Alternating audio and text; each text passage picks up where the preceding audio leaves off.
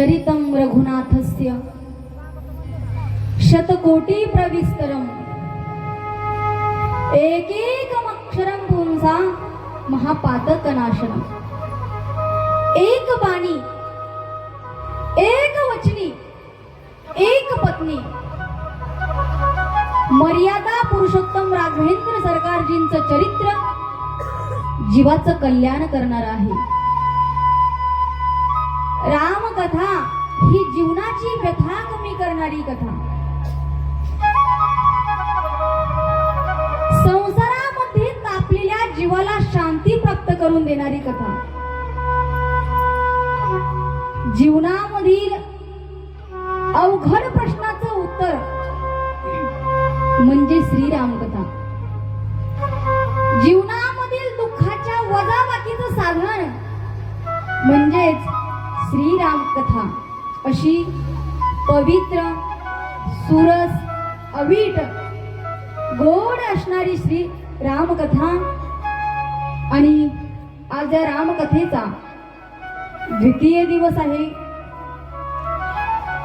या द्वितीय दिवसीय रामकथेमध्ये आलेल्या सर्व राम भक्तांच्या चरणी साष्टांग प्रणिपात करून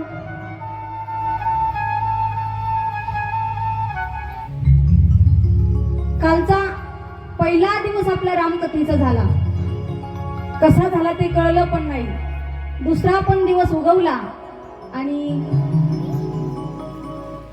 दुसऱ्या दिवसाच्या कथेमध्ये आपण पदार्पण करणार आहोत। पण तुम्ही जसे रामकथेचे अधिकारी आहात, तुम्ही जसे रामकथेचे श्रोते आहात, आपण या धर्म मंडपामध्ये बसून रामकथा श्रवण करत आहोत।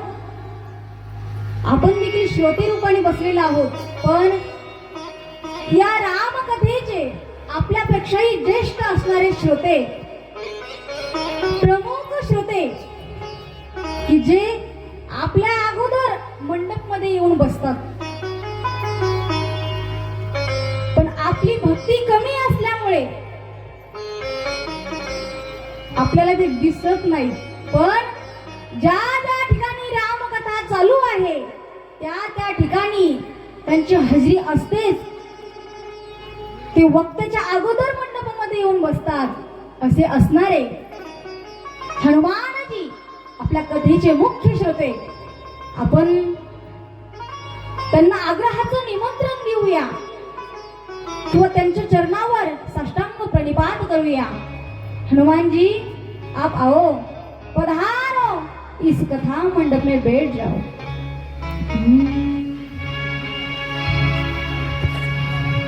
हे दुख भंजन मारुति नंदन, हे दुख भंजन मारुति नंदन, सुन लो मेरी पुकार,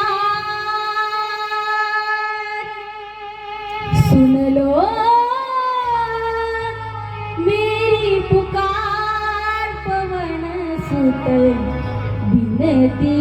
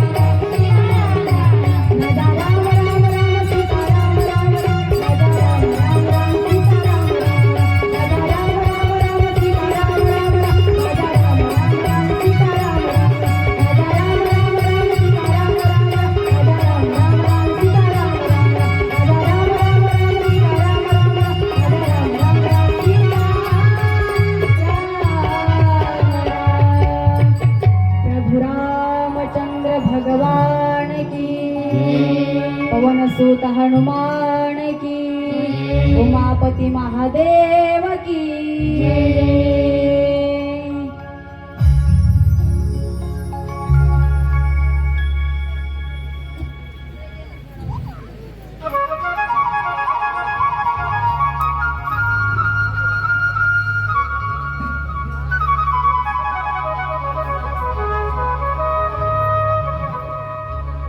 आपल्या कथेमध्ये हनुमानजींचं आगमन झालेलं आहे. आपण कथेला पुढे घेऊन जाऊया. पण तुम्ही मला या ठिकाणी आमंत्रित केलं त्याच्याबद्दल सर्व गावातील पुरुष मंडळ असतील, महिला मंडळ असतील, सर्व आबाल वृद्ध, सर्व पंच कमिटीतील मंडळी असतील, आमच्या महिला वर्ग असतील की ज्यांनी या रामकथेचं नियोजन केलं.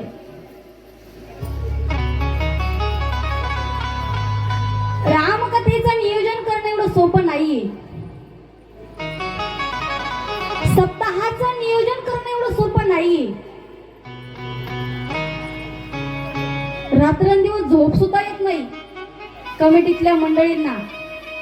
कोणते महाराज शोधायचे, कथाकार कोणते शोधायचे, कीर्तनकार 7 दिवसाचे कोणते शोधायचे, गायक मंडळी शोधायचे, मृदंगाचार्य, टाळकरी मंडळी, चोपदार, भालदार, विणेकरी, या सगळ्यांचं नियोजन लावावं लागतं. सप्ताह करणं सोपी गोष्ट नाहीये. एकाचं आणि दोघाचं काम नाहीये हे सप्ताह करणं. सगळ्यांनी मिळून त्याला हातभार लावावा लागतो. सगळ्यांच्या मदतीनं, सगळ्यांच्या मार्गदर्शनाखाली हा सप्ताह उभा राहत असतो. आणि त्यातली त्यात विशेष म्हणजे या वर्षीच्या रामकथेचं नियोजन आमच्या महिला मंडळींनी केलेलं आहे. मला खरंच आनंद वाटतोय, मला गर्व वाटतोय, अभिमान वाटतोय मला स्वतःला. का की आमची स्त्री शक्ती काय म्हणून करू शकत नाही हो. एक स्त्री, एक महिला काय करू शकत नाही. आज प्रत्येक क्षेत्रामध्ये आमची स्त्री पुरुषाच्या खांद्याला खांदा लावून काम करते. असं म्हटलं तरी चालेल, पुरुषाच्या पुढे काम करायला आमची स्त्री. प्रत्येक क्षेत्रामध्ये आमची स्त्री पुढे. प्रत्येक क्षेत्रामध्ये कलेक्टर असेल, इंजिनियर असेल, डॉक्टर असेल, वकील असेल, राजकीय क्षेत्रामध्ये असेल, वाहन चालवण्यामध्ये असेल, ड्रायव्हर असेल, विमान चालक आज आमची स्त्री आहे, हेलिकॉप्टर चालक स्त्री आहे. प्रत्येक क्षेत्रामध्ये आमची स्त्री खंबीरपणे उभी आहे. आणि आज आमच्या स्त्रीनं परमार्थामध्ये सुद्धा सहभाग घेतलेला आहे.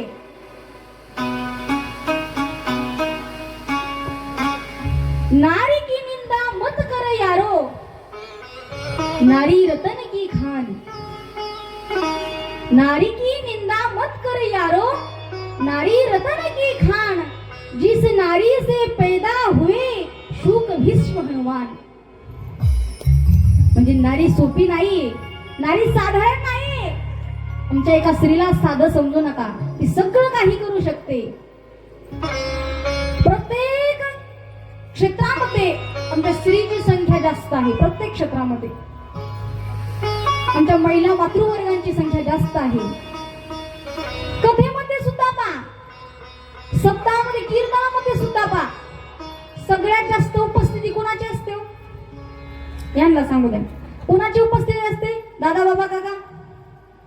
कीर्तन ऐकायला सगळ्यात जास्त महिला वर्ग असतात का पुरुष वर्ग?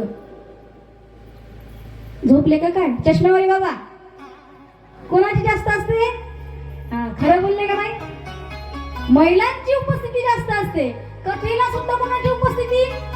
महिलांची उपस्थिती जास्त असते. आमच्या महिला मंडळामुळेच हा मंडप शोभून दिसतो.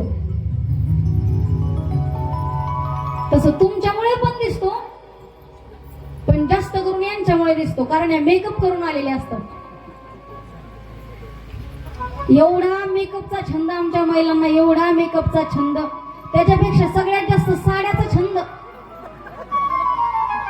काल मला जर तुम्ही घरी निघायच्या वेळेला फोन केला असता तर मी पण तुमच्यासारखी साडी घालून आली असते, पण तुम्ही मला फोनच केला नाही. ताई निघाल्या का, कुठपर्यंत आल्या, येणार आहेत का नाही आज. चला, खूप सुंदर असं भव्य दिव्य या रामकथेचं नियोजन माझ्या मातृवर्गांनी केलेलं आहे. सर्व मातृवर्गांच्या चरणी साष्टांग प्रणिपात. सर्व पितृस्वरूप असणारे सर्व श्रोते मंडळी, पुरुष वर्ग, तुमच्या देखील चरणावर साष्टांग दंडवत. विनेकरी बाबा असतील, बाबांच्या चरणावर सुद्धा दंडवत. आणि आमचे सर्व मला साथ देण्याकरता आमचे गुणीजन मंडळी, हरिभक्तपर्यंत तबल्याची साथ देणारे विठ्ठल महाराज, त्यांचे देखील धन्यवाद. ऑर्गनची साथ देणारे आणि गायनाची पण सुंदर साथ देणारे हरिभक्तपरायण श्रेयश महाराज, आमचं सर्व विद्यार्थिनी आणि विद्यार्थी मंडळ असेल. सज्जन हो, हे क्षेत्र असं आहे परमार्थ. एक क्षेत्रामध्ये लीनता खूप महत्वाची आहे. लीनता कळते ना तुम्हाला, नम्रता, प्रामाणिकपणा हा फार महत्वाचा आहे. कोणतं क्षेत्र असू द्या, पण परमार्थ क्षेत्रामध्ये लीनता, ही नम्रता अतिशय महत्वाची आहे. परमार्थ करत असताना माणसाला अभिमान नसला पाहिजे, कोणत्याही गोष्टीचा मीपणा नसला पाहिजे, गर्व नसला पाहिजे. मी म्हणजे मी कथावाचक आहे, मी महाराज आहे, असं नसलं पाहिजे. तुम्ही महाराज आहेत मग आम्ही काय खालचे पोतराज आहेत का, असं नसलं पाहिजे. माणसाजवळ मीपणा नसला पाहिजे. आणि खरंच ही आमची मंडळी, कालपासूनच आमची ओळख झाली, पण काय म्हणतात ते, भाताची परीक्षा, बरोबर, इथे भाताची शीतावरून होते, शीताची भातावरून, तशातला हा भाग 2 दिवसामध्येच कळलं की माणसाच्या अंगी लीनता आहे, नम्रता आहे. नम्रता असणारा माणूसच या क्षेत्रामध्ये पुढे जातो, कारण भगवंताला सुद्धा नम्रताच आवडते. नम्र झाला भूता तेने कोंडिली अनंता, कारण अभिमान देवाला आवडत नाही. परमार्थ क्षेत्रामध्ये भक्ती करत असताना अभिमान नसला पाहिजे माणसाला. अभिमान, प्रेम असावा, श्रद्धा असावी, भक्ती असावी, फक्त अभिमान नसला पाहिजे. माझे नाथ बाबा भगवंताकडे प्रार्थना करतात की देवा, भगवान पांडुरंग परमात्म्याकडे मागणी करतायत, देवा तुला ज्ञान द्यायचंय ना, मला ज्ञानी बनवायचंय ना तुला, पण माझ्याजवळ अभिमान नसला पाहिजे. भक्ती प्रेमाविना ज्ञान नको देवा, भक्ती प्रेमाविना ज्ञान नको देवा, भक्ती प्रेमाविना ज्ञान नको देवा, भक्ती प्रेमाविना ज्ञान नको देवा.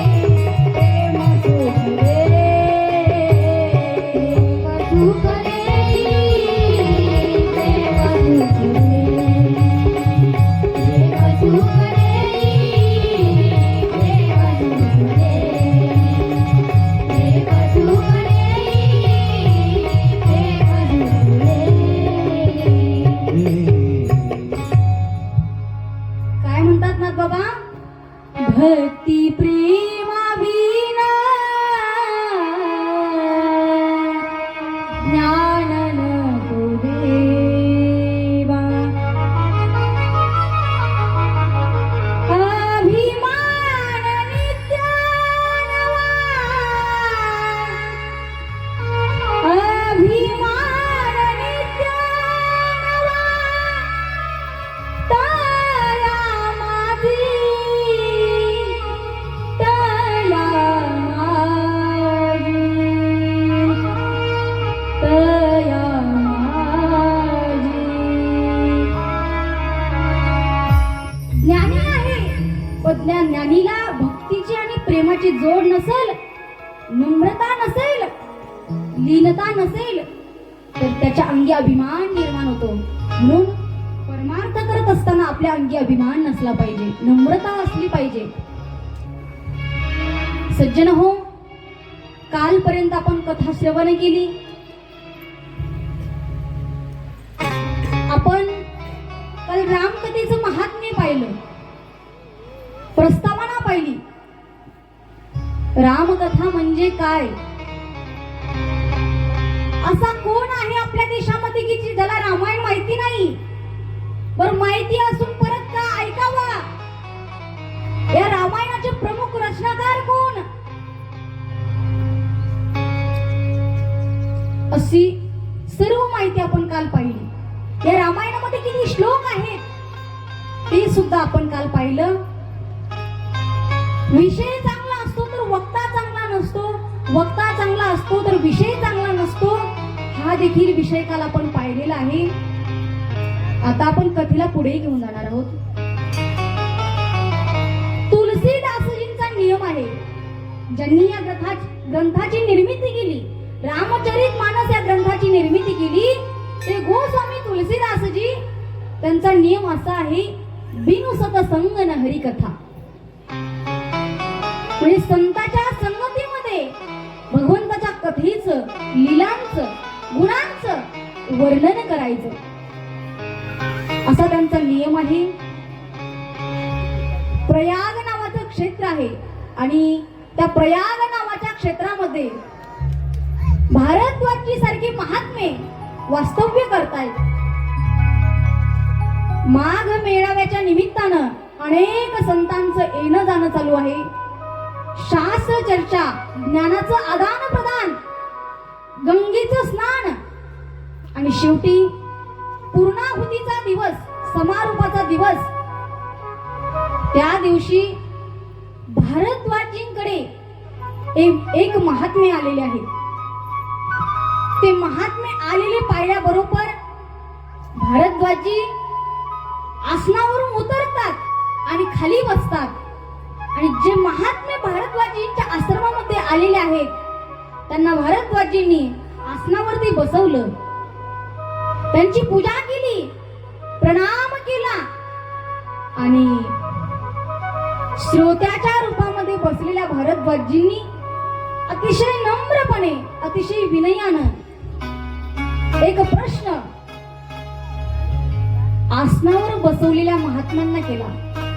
आता ज्या महात्म्यांना आसनावर बसवलं होतं त्या महात्म्यांचं नाव काय आहे? याज्ञवल्क्य मुनी. काय नाव? महिला मंडळ. ज्या महात्म्यांना भारद्वाजींनी आसनावरती बसवलं त्या महात्म्यांचं नाव काय आहे? याज्ञवल्क्य. बोलायला थोडं अवघड आहे. याज्ञवल्क्य लक्षात ठेवा बरं का, कालचा पेपर घेणार आहे मी. याज्ञवल्क्य मुनी. आणि श्रोत्याच्या रूपामध्ये बसलेल्या भारद्वाजींनी अतिशय विनयानं प्रश्न केला, महात्मा, कितने दिनों से यहाँ रहता हूँ, शास्त्र की चर्चा, ज्ञान का आदान प्रदान करता हूँ, लेकिन मेरा एक संशय नहीं गया. नाथ एक संशय बड़े मोरे. महात्मा, मी कितीतरी दिवसापासून या भूमीमध्ये राहतो. हे पवित्र असणारे क्षेत्र, प्रयाग नावाचं क्षेत्र, या क्षेत्रामध्ये मी वास्तव्य करतो. पण माझ्या मनामध्ये संशय आहे. आता लक्षात घ्या, संशय हा प्रत्येकाला संशय आहे. आस्तिकालाही संशय आहे आणि नास्तिकालाही संशय आहे. संशय फार वाईट महाराज. संशय फार घातक आहे. माणसाच्या जीवनाचा घात करतो संशय. संशयाहुनी थोर अनेक पाप नाही घोर. संशय फार वाईट आहे. मग जो देवाला मानतो त्यालाही संशय आहे आणि जो देवाला मानत नाही त्यालाही संशय आहे. दोन्हीही संशयामध्ये आहेत. जो देवाला मानत नाही त्याला विचारा. तो म्हणतो मानत नाही पण मनात येत. काय म्हणतो? मानत नाही पण मनात येत. जसं घर चालवायला, 4 माणसांचं कुटुंब चालवायला एखादा कर्ता पुरुष असतो. मग हे विश्व ज्या सत्तेनं चालतंय त्या विश्वाचा सुद्धा कोणीतरी नियंता असला पाहिजे. कोणीतरी करता धरता असला पाहिजे. असं कोण म्हणतो? जो देवाला मानत नाही तो. जो देवाला मानतो त्याला विचारा. तो म्हणेल वडील वारल्यापासून 15 वर्ष झाले देवपूजा चालू आहे. देवघरात बसून देवपूजा करतो पण अजून काय देवानं दर्शन दिलं नाही. बापाची परंपरा चालू आहे. जो देवाला मानतो तो. बापाचं वय झालं आणि बापाने सांगितलं की बाळा आता ही सर्व इस्टेट तुझ्या नावावर करून दिलेली आहे मी किंवा करून देतोय.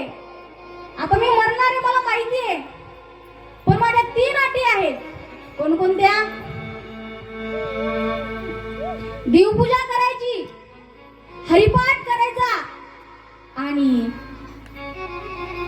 वर्षातून एकदा तरी पंढरपूरची वारी करायची. आता यानं कधी देवाचं तोंड पण पाहिलेलं नव्हतं. बाप वारकरी होता, परमार्थिक होता. परिसरामध्ये सप्ताह असेल, कथा कीर्तन असेल तर श्रवणासाठी जात होता. रोज देवपूजा करायचा नित्यनेम होता. पण ह्या बिचाराला काही देवधर्म माहिती नव्हता. आता बापाची सर्व इष्टेट आपल्या नावावर करून घ्यायची म्हटल्यावर त्याला हो तर म्हणावंच लागणार. बरे ठीक आहे बाबा, तुमच्या अटी मला मान्य आहेत. बाप मरून गेला. आता याचा नित्यक्रम चालू झाला. देवपूजा करायचा, मनातून करत नव्हता पण पूजा करायचा. आणि कुणी जरी विचारलं काय करतो रे बाबा, हा म्हणायचा देवाच्या डोंगल्यावर पाणी ओततोय.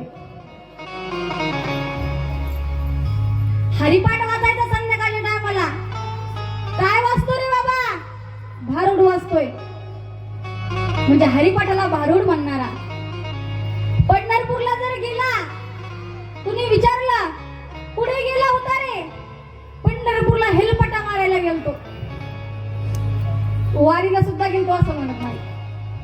म्हणजे असे काही बहादर आपल्याला आज पाहायला मिळतात. म्हणजे प्रत्येकाला संशय आहे. आस्तिकालाही संशय आहे आणि नास्तिकालाही संशय आहे.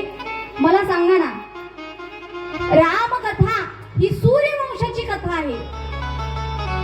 मग सूर्यवंशाची कथा असली तर मग रामकथेला सूर्याची उपमा का दिली नाही? सूर्याची उपमा का दिली नाही? तर भविष्य काळातल्या समाजाची भीती साधू संतांना होती. साधू संत हे पुढच्या पिढीचा विचार करून वागत असतात. पुढच्या युगातील लोकांचा विचार करून त्यांची रचना असते. आपल्या सर्वांना एक प्रमाण पाठ आहे. कोणतं प्रमाण? रेड्यामुखी वेद बोलविला, गर्व द्विजांचा हरविला, शांती रूपे प्रगटला, ज्ञानोबा माझा. पाठ आहे ना सर्वांना? ऐकलेलं आहे ना? रेड्यामुखी वेद बोलविला, गर्व द्विजांचा हरविला. आता हे प्रमाण कोणी लिहिलेलं आहे? शांती ब्रह्म एकनाथ महाराजांनी हे प्रमाण लिहिलेलं आहे. पण त्यांच्या नंतर जे संत निळोपराय, त्यांच्यानंतर निळोपरायांनी सुद्धा लिहिलं, महिसी पुत्रा मुखे बोलविणे श्रुती, चालविणे भिंती बैसोनिया. आता या दोन्ही प्रमाणाचा अर्थ एकच आहे. पण नाथबाबांनी लिहिलं रेड्यामुखी वेद बोलविला आणि निळूपरायांनी लिहिलं, म्हैसी पुत्रामुखे बोलविणे श्रुती, असं का बरं? तर साधू संतांना भविष्य काळातल्या समाजाची भीती असते, कारण पुढे चालून खूप हुशार लोक जन्माला येतील, खूप ज्ञानी लोक जन्माला येतील आणि त्यांचा वेळ जाऊ नये म्हणून उसन्या तंबाखूला उसना चुना म्हणून फावल्या वेळामध्ये साधू संतांच्या अभंगावर आक्षेप घेतील. अहो तुम्हाला काय वाटलं, रेडा म्हणजे मुक जनावर? नाही नाही, अहो कोणीतरी रेडा आडनावाचे गृहस्थ असावेत. रेडा आडनावाचा एखादा नावाचा कोणी गृहस्थ असेल आणि त्याच्या मुखातून ज्ञानोबरायांनी वेद बोलवला असेल, काढा तंबाखू. असे 2026 साली कुणी सुपीक डोकं चालवल म्हणून साधू संतांना लिहावं लागलं, बाबा अरे म्हैसी पुत्रा मुखे, म्हशीचा पुत्र म्हशीचा, आणि त्याच्या मुखातून ज्ञानोबरायांनी वेद बोलवलं. म्हणून रामकथा ही सूर्यवंशाची कथा आहे, पण रामकथेला सूर्याची उपमा नाहीये का? तर सूर्याच्या बाबतीत प्रिय अप्रिय भाव आहे. मला सांगा, सूर्याचं ऊन थंडीच्या दिवसामध्ये 9 वाजता कसं वाटतं? बरं वाटतं का नाही? थंडीच्या दिवसात 9 वाजता बरं वाटतं, पण उन्हाळ्याच्या दिवसात वैशाख महिन्यामध्ये दुपारी 2 वाजता कसं वाटतं? असं वाटतं का दुपारच्या 2 वाजता? नाही वाटत. मग तसं रामकथा ही श्रावणात गोड वाटते आणि भाद्रपदात डोकं उठतं, असं काय आहे का? आहे का काही? ती कधीही सांगा, आम्हाला गोडच वाटते. म्हणून सूर्याची उपमा नाही, सूर्याच्या बाबतीत प्रिय अप्रिय भाव आहे, म्हणून सूर्याची उपमा सुद्धा रामकथेला नाहीये. चंद्राची उपमा सुद्धा रामकथेला नाही. चंद्र माहिती ना सर्वांना? पाहिलंय का कोणी चंद्र? चंद्राची सुद्धा रामकथेला उपमा नाहीये, कारण चंद्राला काळा डाग आहे. इंद्र पडली भग, चंद्र झाला काळा, नारद चुकला जाळा भजनाचा. चंद्राला काय आहे? काळा डाग आहे. मग रामकथेला चंद्राची उपमा द्यावी तर भविष्य काळातला समाज म्हणून बरोबर आहे ना? जसा चंद्राला कलंक आहे, काळा डाग आहे, तसं रामायणाला पण कुठेतरी काळा डाग आहे, असं पुढचं डोकं चालवणारी माणसं भेटतील. म्हणून रामकथेला चंद्राची सुद्धा उपमा नाहीये. मग कशाची उपमा दिली? रामकथा शशी किरण समाना, संत चकोर कर जेही पाना. कशाची उपमा दिली? चंद्राची नाही, तर चंद्र किरणांची उपमा दिली रामकथेला. रामकथा हे चंद्र किरण आहेत आणि संत हे चकोर पक्ष आहेत. चंद्र किरण हे फक्त चकोर पक्षाला प्रिय वाटतात. कैवल्याच्या चांदण्याला भुकेला चकोर, कैवल्याच्या चांदण्याला भुकेला चकोर, कैवल्याच्या चांदण्याला भुकेला चकोर, कैवल्याच्या चांदण्याला भुकेला चकोर.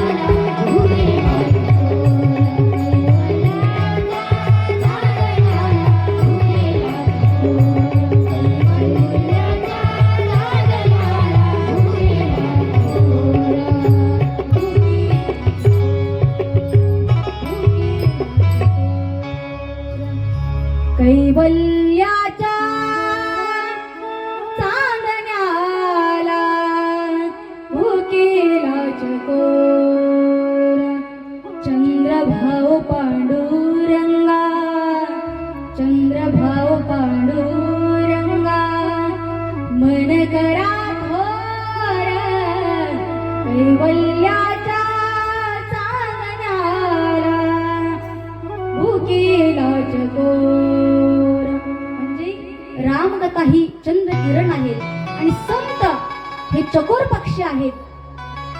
म्हणजे प्रत्येकाला संशय आहे, आस्तिकालाही संशय आहे आणि नास्तिकाला, दोघही संशयामध्ये आहेत. याज्ञवल्क्य ऋषी म्हणतात, भारद्वाजजी तुम्हाला जसा संशय निर्माण झालाय. भारद्वाजजींना कोणता संशय निर्माण झाला होता?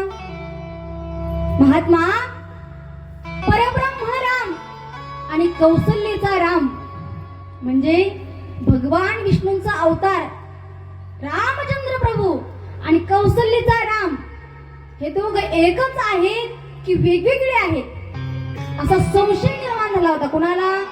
भारद्वाजजींना. हे दोघे एकच आहेत की वेगळे,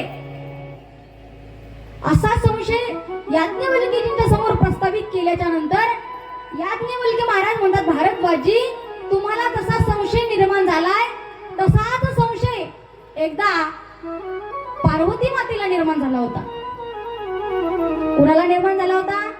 पार्वती मातेला. मग महादेवांनी पार्वती मातेला त्यावेळेला जी कथा सांगितली ती कथा याज्ञवल्क्यजी मुनी भारद्वाजजींना सांगतात आणि जी कथा याज्ञवल्क्य मुनींनी भारद्वाजजींना सांगितली तीच कथा मी तुमच्या समोर प्रतिपादन करत आहे.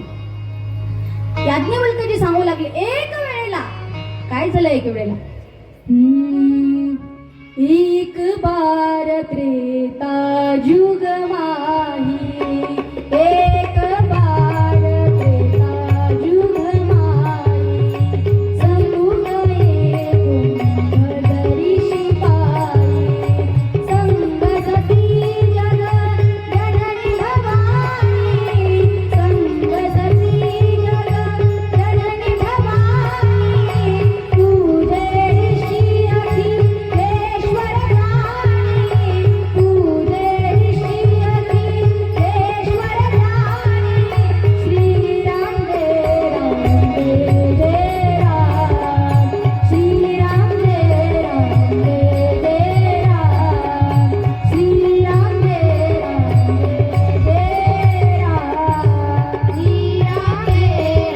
जय जय राम, श्रीराम जय राम जय जय राम, श्रीराम जय राम जय जय राम.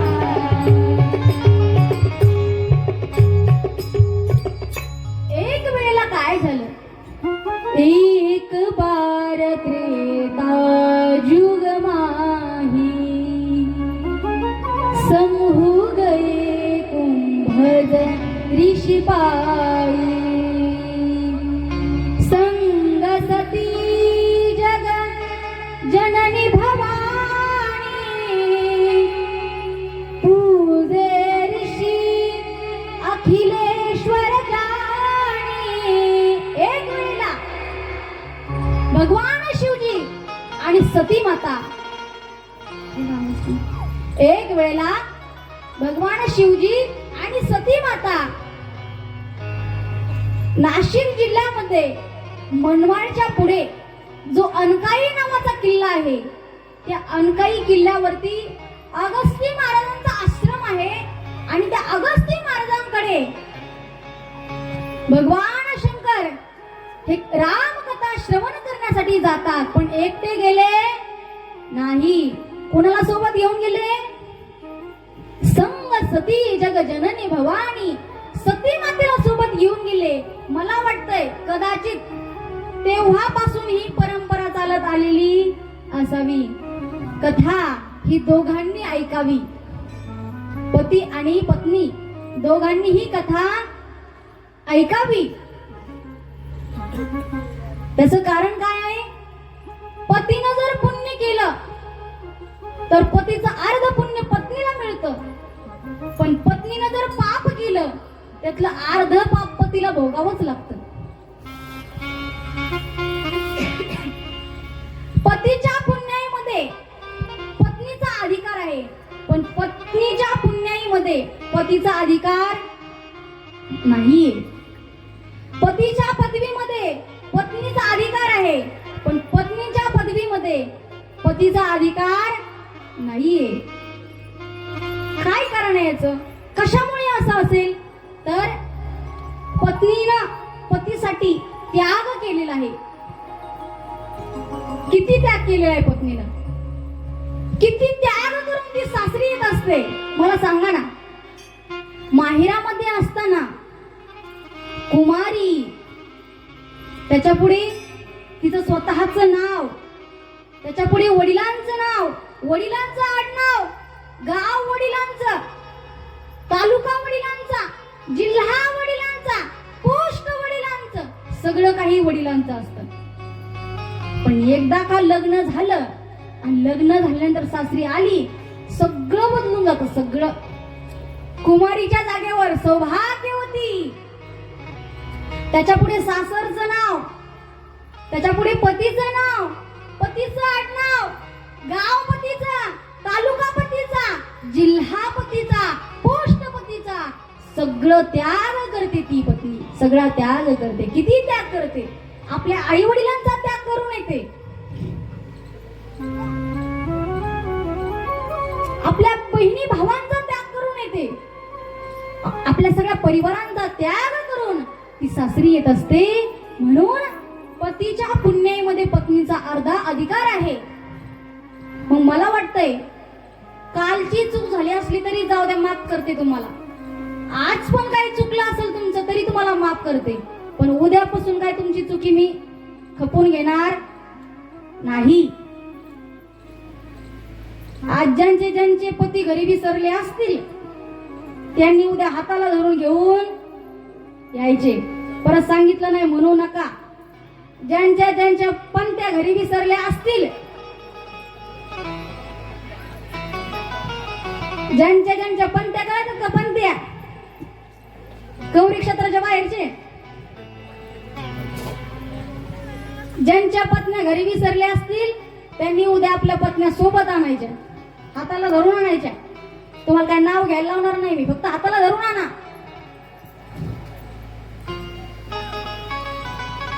कारण तुम्ही पुण्य केलं, तुम्ही एकट्यांनी कथा ऐकली तर तुमचा अर्ध पुण्य तिला घरपोच होतंय बरं का. जरी नाही आणली तरी अर्ध घरपोच होतंय. पण ह्या जर एकट्याच आल्या तर यांचं पुण्य तुम्हाला भेटत नाही, भेटणार. पतीच्या पदवीमध्ये पत्नीचा अधिकार आहे. पती जर कलेक्टर असतील तर पत्नीला काय म्हणावं लागतं, कलेक्टर बाई. शिक्षक असतील तर मॅडम म्हणावं लागतं यांना, मॅडम. त्यांना काकी सुद्धा येत नाही, सही सुद्धा येत नाही स्वतःची. पोलीस असतील तर पोलिसीन बाई. महाराज असतील तर महाराजीन बाई. आणि पखवाजे असतील तर त्यांना नावच नाही. याच्या उलट पत्नी जर शिक्षिका असेल, पत्नी जर शिक्षिका असेल आणि पती जर शेतकरी असतील, आपण त्यांना विचारा. आता शिक्षक वर्ग म्हणलं की खेडेगावामध्ये त्यांना आदराचं स्थान असतं. पत्नी जर शिक्षिका असेल आणि पती जर शेतकरी असतील आणि आपण जर त्यांना म्हणलं मास्तर कुठे चालले, ते म्हणतो मला अरे मला सही येतं, मी नांगरायला चाललोय आणि मला मास्तर म्हणतो. तो जमतं का तसं? नाही जमत. म्हणून पत्नीच्या पुण्याईमध्ये पत्नीचा अधिकार आहे, पतीच्या पुण्याईमध्ये, पण पत्नीच्या पुण्याईमध्ये पत्नीचा अधिकार नाही. म्हणून रामकथा ही दोघांनी ऐकावी. म्हणून रामकथा श्रवणासाठी शिव आणि सती दोघेही अगस्ती महाराजांकडे येतात. अगस्ती महाराजांना फार आनंद होतो का साक्षात भगवान शंकर जोडीनं आपल्या घरी आलेत. आनंद झाला अगस्ती महाराजांना. पूजा केली भगवान शिवजींची आणि सती मातेची. पुष्पहार गळ्यामध्ये घातला, प्रणाम केला आणि प्रणाम केल्याच्या नंतर भगवान शंकरांनी आणि सती मातेने सुद्धा अगस्ती महाराजांना प्रणाम केला. पण दोघांच्या मनातील भाव काही आगळे वेगळे होते. सती मातेच्या मनात आलं की आपण ह्या महाराजांकडे कथा श्रवणासाठी आलो आणि महाराजच आपल्या पाया पडायला लागले. बहुतेक आपल्याला घाबरले वाटतं. काय म्हणत आलं? बहुतेक आपल्याला घाबरले वाटतं.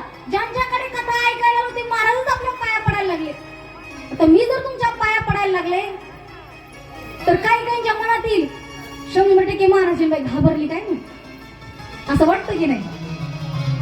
पण नाही, सतीच्या मनात हा भाव निर्माण झाला आणि भगवान शंकराच्या मनात निर्माण झाला, अरे बापरे, ज्या वक्त्याकडे मी कथा श्रवण करण्यासाठी आलो तो वक्ता किती नम्र आहे, किती प्रामाणिक आहे की स्वतः आपल्याला प्रणाम करतोय. दोघांचे भाव वेगवेगळे आहेत. कथेला सुरुवात झाली. अगस्ती महाराज कथा सांगत आहेत. भगवान शिवजी आणि सती माता कथा श्रवण करत आहेत. सतीने लक्षपूर्वक कथा श्रवण केली नाही, भगवान शिवजीने लक्षपूर्वक कथा श्रवण केली. कथेचा पुंडलिक वरदय झाला आणि कथा संपल्याच्या नंतर शिव आणि सती कैलासावर जाण्याकरता निघाले आणि जात असताना पुढे गेल्याच्या नंतर त्रेतायुगातली घटना, सीतामाई चोरीला गेलेल्या, प्रभू रामचंद्रजी आणि लक्ष्मणजी सीतामाईचा शोध घेतात. सीते सीते जानकी शोध घेत आहेत आणि भगवान शिवजी तिथून निघाले असताना पाहिलंय की अरे, ज्या परमात्म्याची कथा मी श्रवण केली अगस्ती महाराजांकडे, ते माझा इष्ट दैवत भगवान प्रभू रामचंद्रजी माझ्या समोर उभे आहेत, समोर उभे आहेत. पण दर्शन घ्यायला जावं तर माझ्यासोबत दक्षाची कन्या सती,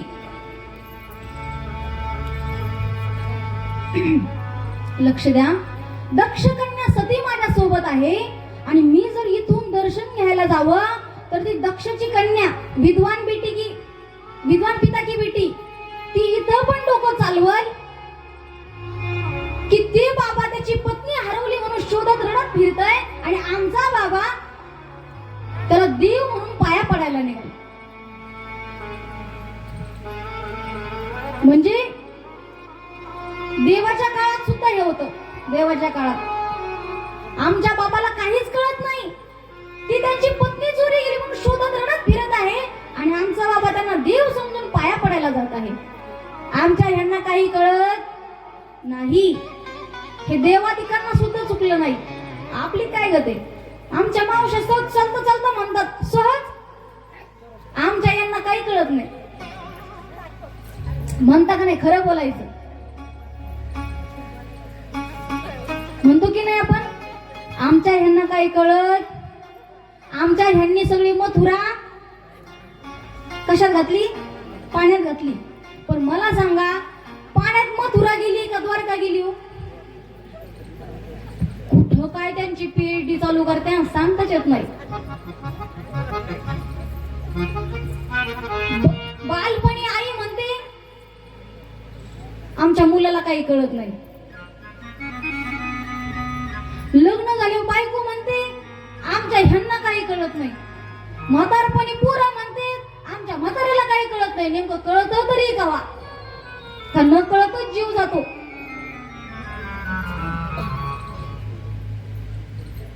भगवान शिवजी विचार करतायत, मी जर दर्शन घ्यायला जावं तर माझ्यासोबत दक्षाची कन्या सती आहे, ती म्हणेल आमचा बाबा कुठेही डोकं चालवतो, आमच्या बाबाला काही कळत नाही. पण अजून थोडे पुढे गेले आणि पुढे गेल्याच्या नंतर भगवान शिवजींना अष्टसात्विक भाव निर्माण झाले. कंठ ताटून आला, अंग रोमांचित झालं, डोळ्यातून घळघळ अश्रू वाहू लागले आणि मुखातून शब्द स्फुरले, सच्चिदानंद घन परमात्मा आपकी जय हो, जय हो, जय हो. असे मुखातून शब्द बाहेर पडल्याच्या नंतर सतीनं प्रश्न केला, भगवान सच्चिदानंद घन परमात्मा आपकी जय हो, जय हो, जय हो, बार बार कह रहे थे, वो कौन थे? भगवान शिवजींनी सांगितलं, सती अगं, ज्यांची कथा आपण अगस्ती महाराजांकडे श्रवण केली ते माझं इष्ट दैवत राम प्रभू. राम अगस्ती महाराज तर प्रवचनामध्ये सांगत होते, कथेमध्ये सांगत होते की राम ब्रह्म आहे. म्हणे हो, राम ब्रह्म आहे. राम ब्रह्म आहे तर ब्रह्म को वियोग कैसा और वियोगी ब्रह्म कैसे? ब्रह्म आहे तुमचे राम, पण ब्रह्माला वियोग कसा की ज्याला आपली पत्नी कोण घेऊन गेले हे सुद्धा माहिती नाही. बरी वियोगी ब्रह्म कैसे? आणि जो वियोगी असेल तो ब्रह्म तरी कसा होईल? भगवान शिवजी म्हणतात, सती तुझ्या मनात संशय आहे ना? वियोगी ब्रह्म कैसे और ब्रह्म को वियोग कैसा? हा संशय तुझ्या मनामध्ये आहे ना, तर तू जात का नाही परीक्षा घ्यायला? तू काय कर, त्यांची परीक्षा घ्यायला का जात नाही? तू परीक्षा घेऊन ये. सती म्हणाली मी म्हणे हो जा. सती निघाली परीक्षा घ्यायला. कोणाची?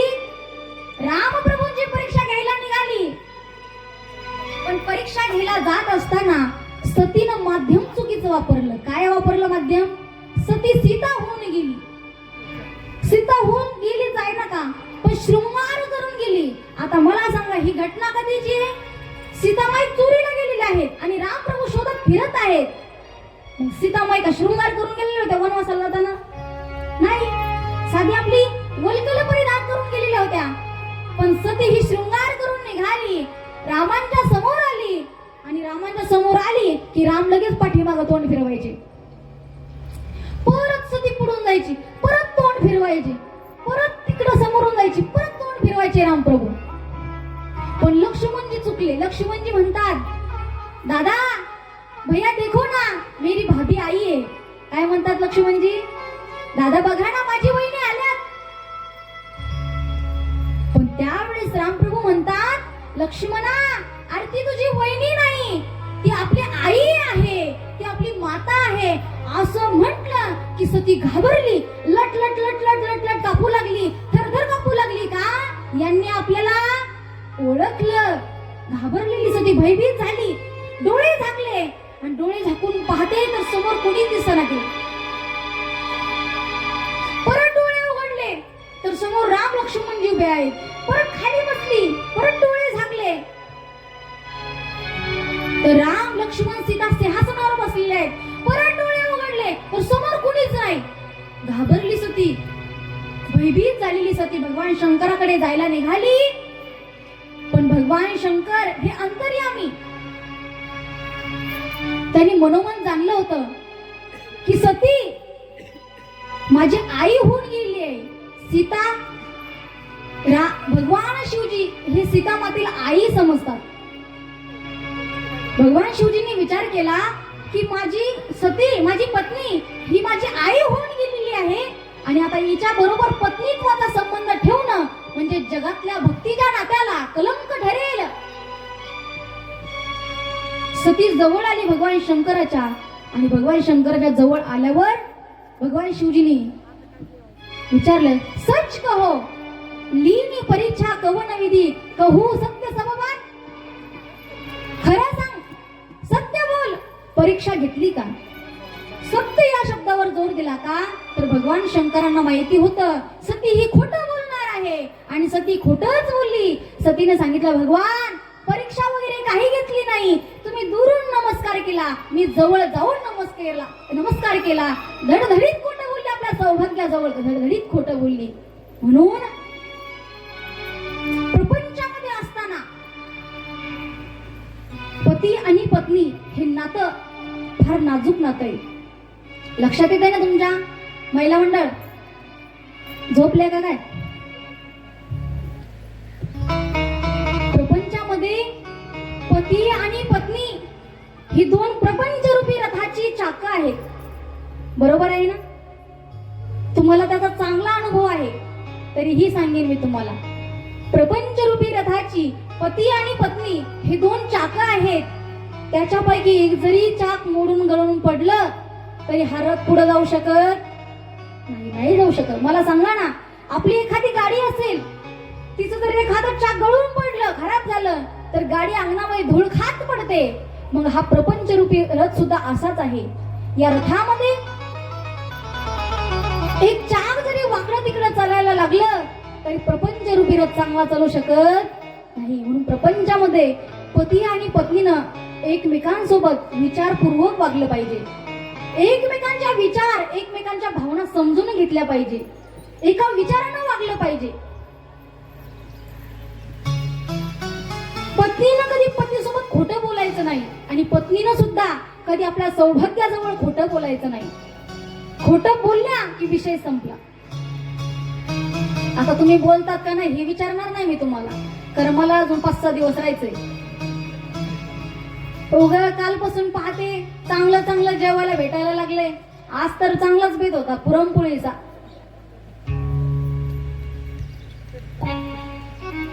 एवढं चांगलं चांगलं जेवायला भेटतं, एवढं सुंदर स्वागत होतं, एवढी सगळी जीव लावतात, आणि मी जर मधीच तुम्हाला काही पण प्रश्न विचारायला लागले तर सगळं ते पण राहून जायचं. पुरणपोळी नाही, बेसन भाकरं पण भेटत की नाही काय माहिती आम्हाला. बघा, म्हणजे आपल्या सौभाग्याजवळ पत्नीनं कधीच खोटं बोलायचं नाही. सती खोटं बोलली, स्वामी परीक्षा वगैरे काही घेतली नाही. भगवान शंकरांना कळून चुकले, सती आपल्याला खोटं बोललेली आहे. पुढे चालत असताना भगवान शंकरांनी प्रतिज्ञा केली की जोपर्यंत सती या देहामध्ये आहे तोपर्यंत मी सती बरोबर पत्नीत्वाचा संबंध ठेवणार नाही, अशी प्रतिज्ञा केली. आणि प्रतिज्ञा केल्याबरोबर आकाशवाणी झाली, धन्य हो शिवजी, धन्य हो, आप जैसा प्रतिज्ञा करने वाला दुनिया में कोई नहीं, धन्य हो. आकाशवाणी झाली आणि सांगितलं, भगवान तुमच्यासारखा प्रतिज्ञा करणारा या दुनियामध्ये कोणीच नाही, धन्य आहात तुम्ही. सती मातेने विचारलं, भगवान अशी कोणती प्रतिज्ञा तुम्ही केली? तर आकाशवाणी झाली. भगवान शिवजी म्हणतात, तिला आताच सांगावं होतं, त्याग केलाय तर वाईट वाटेल, दुःखी होईल सती, म्हणून सांगितलं नाही. विविध इतिहासातल्या गोष्टी कथा सांगत सांगत सांगत शिव आणि सती आपल्या कैलासावरती येतात. आणि कैलासावरती आल्याच्या नंतर जे डाव्या भागाला सतीचं आसन होतं ते शिवजींनी उचललं आणि समोर टाकलं. सतीला कळून चुकलं, आता आपला डाव्या भागाला बसण्याचा अधिकार संपला. आपला त्याग भगवान शंकरांनी केलेला आहे, मनोमन त्याग केला, कृतीतून त्याग केला भगवान शिवजींनी. आणि असं करत असताना बरेच दिवस उलटून गेले. भगवान शंकरांना समाधी लागली. बरेच दिवस भगवान शंकर हे समाधीस्थ आहेत. आणि समाधीस्थ असताना इकडे दक्ष महाराज यांना प्रजापती पद प्राप्त झालं. प्रजापती कुणाला पद प्राप्त झालं? दक्ष महाराजांना पद प्राप्त झालं. आता लक्षात घ्या, पद आलं की माणसाला मद येतोच, अभिमान येतोच. पच्या डाव्या कोपऱ्याला शून्य लावला की त्याचं मत तयार होतं. आणि पदाचं रूपांतर मदात झालं की माणसाला अभिमान, गर्व निर्माण होतो. मग त्या दक्ष महाराजांना प्रजापती पद प्राप्त झालं आणि दक्ष महाराजांनी खूप मोठ्या यज्ञाचं नियोजन केलं. पण एक वेळेचा प्रसंग, सर्वजण ब्रह्मसभेमध्ये बसलेले असताना, सर्व देवता ब्रह्मसभेमध्ये बसलेले होते आणि त्या ठिकाणी दक्ष महाराजांचं आगमन झालं. दक्ष महाराजांचं आगमन झाल्याबरोबर आता प्रजापती आले. सगळे देवता उठून उभे राहिले त्यांना प्रणाम करण्यासाठी. सगळे जण उठून उभे राहिले. आपण कसं शाळेमध्ये असताना गुरुजी वर्गात आले की आपण सर्वजण उठून उभे राहतो की नाही? शाळा शिकलेले ते जे शिकलेले असतील त्यांनी सांगा. गुरुजी वर्गात आले की आपण उठून त्यांना नमस्कार करतो की नाही? करतो. तसं हे दक्ष महाराज ब्रह्मसभेमध्ये आल्याच्या नंतर सर्व देवता उठून उभी राहिली. पण उठून उभे राहिले सगळे, पण भगवान शंकर उठून उभे राहिले नाही. दक्ष महाराजांना राग आला, कारण जे मानाला हपापलेले असतात, ज्यांना मानाची लयच आवड असते, मान मान, इथं मान तिथं मान तिथं मान, ते मानाला हपापलेला माणूस ऑफिस मध्ये गेल्याच्या नंतर किती कर्मचारी उठून उभे राहिले इकडे लक्ष देत नाही. खाली कोण बसलाय तिकडे डोकं लावतं. मग खाली कोण बसलेलं आहे? एखादी सून असती आपल्या खेडेगावातल्या घ्या, कारण खेडेगावात अजून ती परंपरा आहे थोडीफार जिवंत. शहरात तर नाही भेटत ती परंपरा पाहायला की सुना सासवांच्या पाया पडतात. आपल्याकडे आहे का? आहे का? सुना सासवांच्या सुना सासवांच्या पाया पडतात. आता मावस सासा, मामे सासा, फुई सासा, ते बरेच सासा असतात. अजून कोण कोणते? मावस सासा, अजून आज सासा, सगळ्या सासवा. कुठं सासवायच्यात काय माहिती? अशा सासवा सगळ्या चुलत सासवा राहिल्या का, चुलत सासवा बाय बाय बाय बाय सगळ्याच एकत्र जमा झाल्या. ती बिचारी एकटी सूनबाई आली का पटकन त्यांच्या पायावर वाकणार. पायावर वाकली, आता बिचारी एवढ्या सासवा पाहिलं घाबरलेली असते आणि घाबरल्यामुळे ती एखाद्या सासूच्या पाया पडत नाही, पण तिच्या डोक्यात अशी बसती ती आयुष्यभर ती निघत नाही. तिची काय सून आहे का त्या म्हणावायची, मी गेली तर माझ्या पायावर सुद्धा वाकली नाही. तर राधाबाईची का सून आहे का, तिच्या माय बापाने काही शिकवलं का नाही, सगळ्याच्या पाया पडली. पण मी चुलत सासू, चुलत सख्खी चुलत, माझ्या पायावर वाकली नाही ती.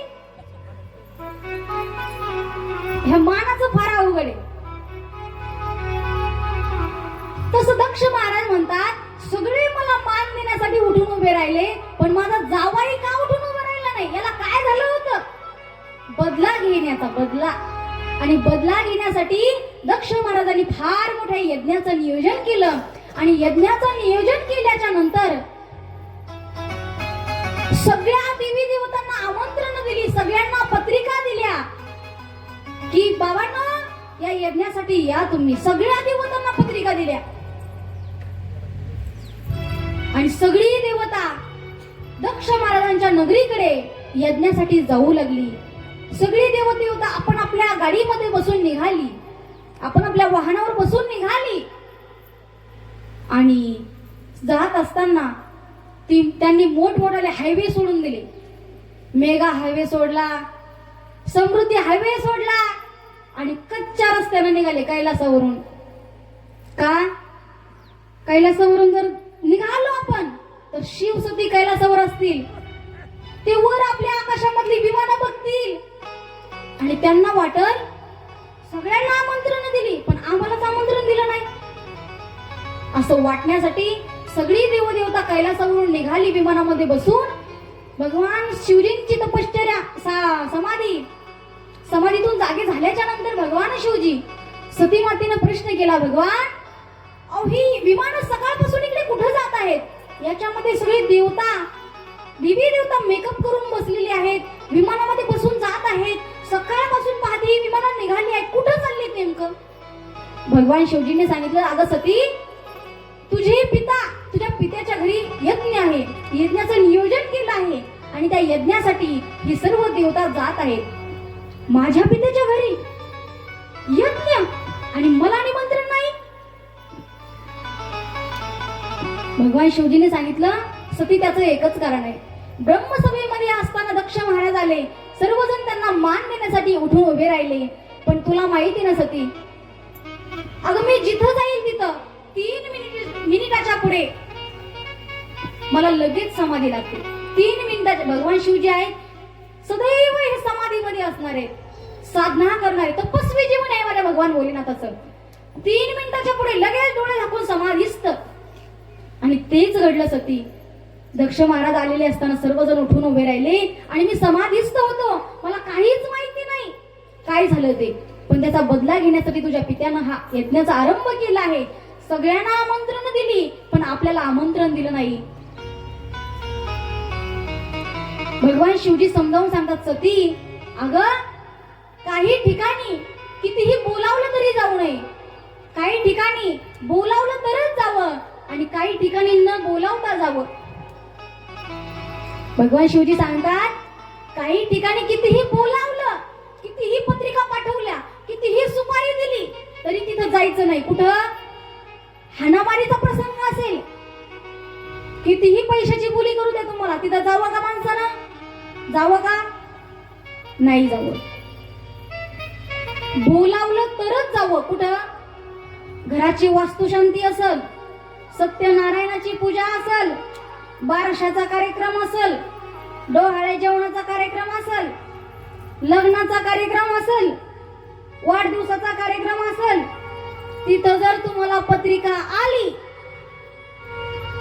तरच लग्नाला जायचं. महिला मंडळ, पत्रिका आली तरच लग्नाला जायचं. पत्रिका येऊन तर येऊन 2-3 फोन आले, तुम्हाला लग्नाला यावंच लागल, हळदीच्या दिवशी हजरच राहावं लागल, चहाला जायचं. आणि जर बिना पत्रिकाचे तुम्ही लग्नाला गेले, तुम्हाला चहाला सुद्धा कोणी विचारणार नाही. कुकाच्या बोटाला तर लांबच, पण चहाच्या घोटाला सुद्धा कोणी विचारणार नाही.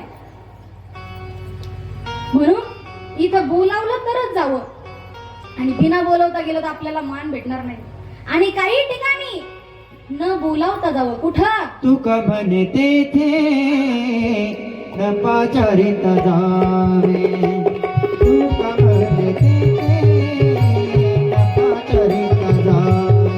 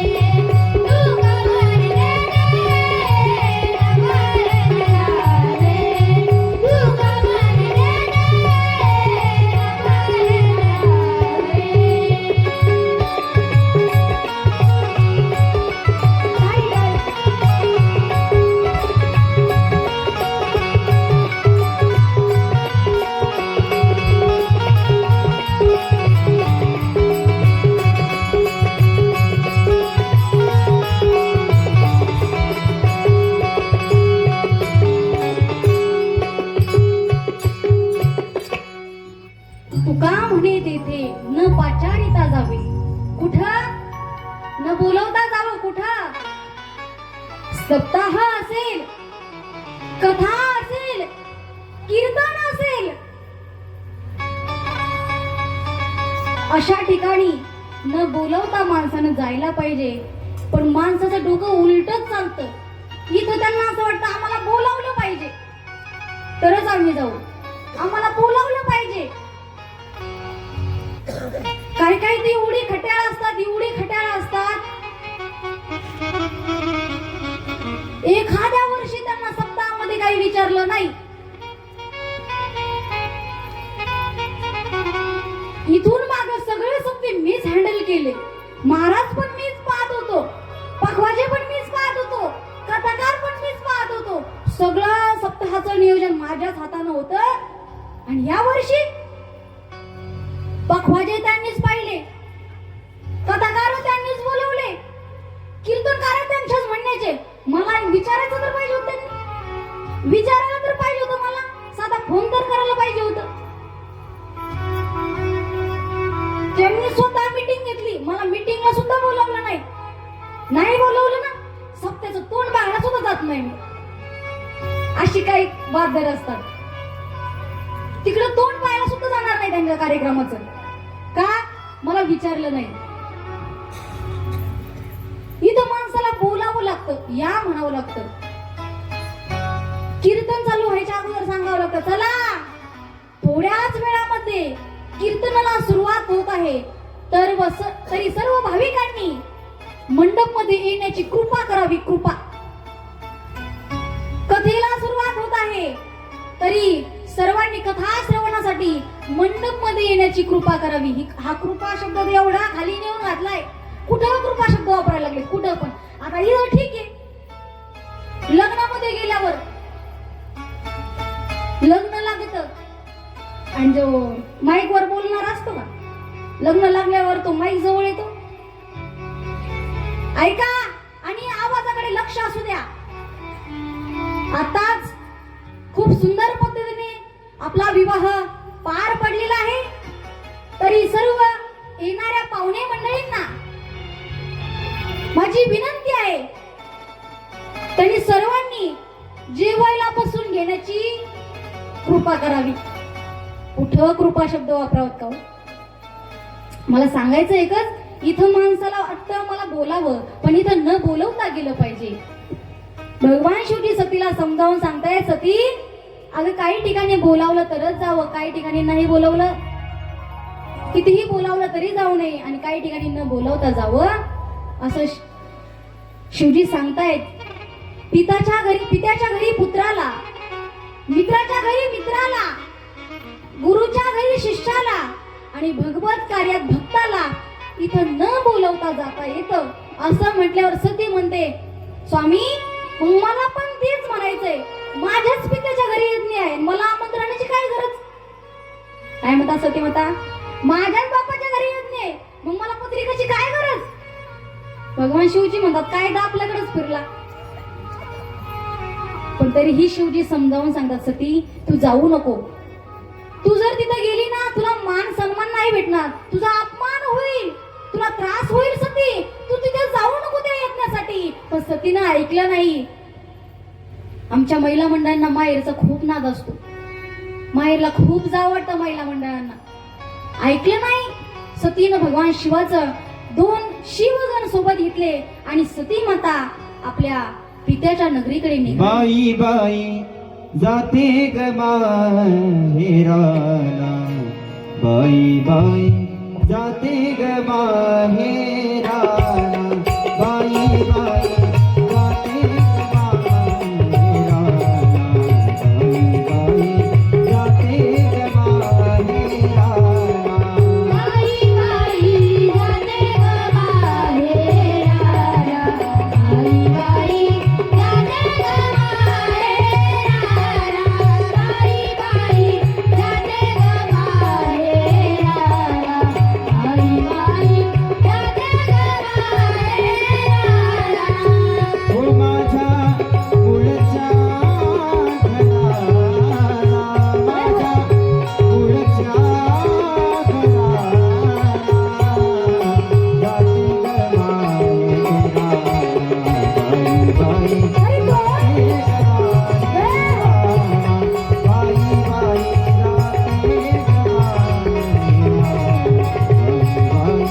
जाते ग माहेराला.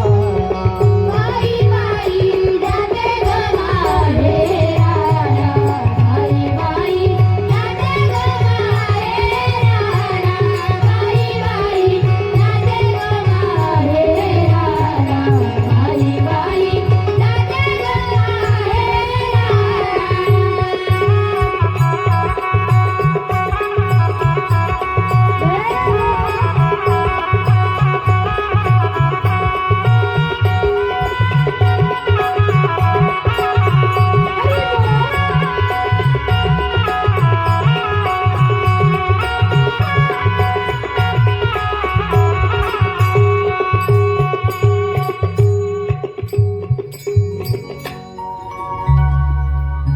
आमच्या महिला मंडळांना माहेरची खूप त्या ठिकाणी आवड असते आणि आवड असायलाच पाहिजे महाराज. माहेराची माहेरला जायलाच पाहिजे. सती माता सुद्धा आपल्या माहेराला निघाल्या. 2 शिवगण सोबत घेतले आणि आपल्या माहेरामध्ये दक्ष महाराजांच्या नगरीमध्ये त्या आलेल्या आहेत. पण तिथं आल्याच्या नंतर काय घडलं तो प्रसंग आपण पाहणार आहोत. पण मला वाटतंय तुमचे सगळ्यांचे चेहरे सुकलेत. जेवण करून आले का तुम्ही?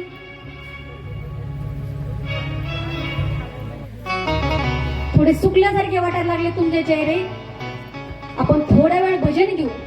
सर्वांनी टाळी वाजवून भजन म्हणायचं का नाचून म्हणता? मला वाटतं उठून उभे राहायचं, गोल राऊंड करायचा. फक्त 2च मिनिट तुमचे घेणार आहे, 2च मिनिट, आणि आनंद घ्यायचा. उभा राहून गोल रिंगण करायचं, सुंदर पावली खेळायचं, आनंद घ्यायचा, भजन म्हणायचं. आणि लगेच आपण पुढच्या कथेला घेऊन जाऊ. चला उठून उभे राहा सर्वजण. पुरुष मंडळ, महिला मंडळ सगळेच उठून उभे राहा.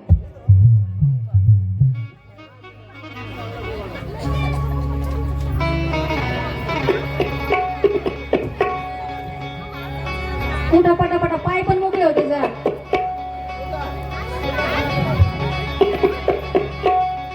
उठा उठा बाबा उठा, पडले बिडले का धरायला ते उठा. सगळ्यांनी आनंद घ्यायचा. जवळ जवळ या मागचे थोडे जवळ या. वारा बिना आला तर उडून जातात. या अलीकडे.